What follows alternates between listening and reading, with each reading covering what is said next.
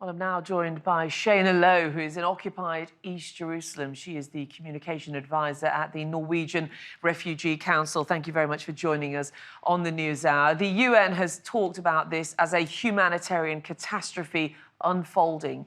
Is that what you're seeing?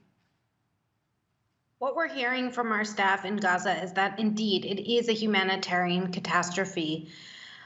Colleagues are telling us about people struggling, including themselves, struggling to find food, clean water. Just a couple of days ago, colleagues of mine told us that they had resorted to drinking cola because they could not find any clean water for themselves and their families.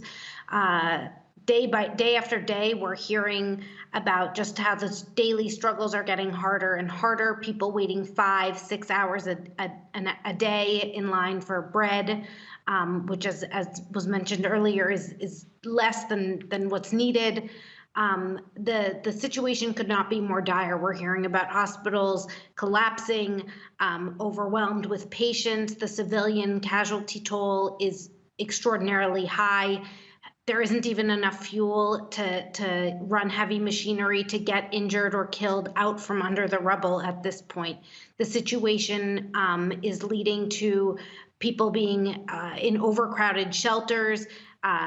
Disease is spreading quickly in those shelters is what we're hearing, in part because just how the close quarters that people are being kept in, but also because of the unsanitary conditions and water that people are living in and able to access. OK, there are discussions going on around this so-called tactical pauses that could be brought into play at some time soon. It's still not confirmed in any way, shape or form.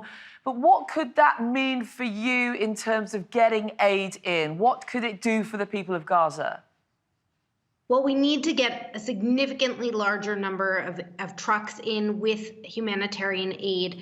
As everyone knows, it's been just a trickle. It's just a drop in the ocean. The needs are greatly exceeding what's actually being let in, and it's been inconsistent in terms of the number of trucks allowed in each day.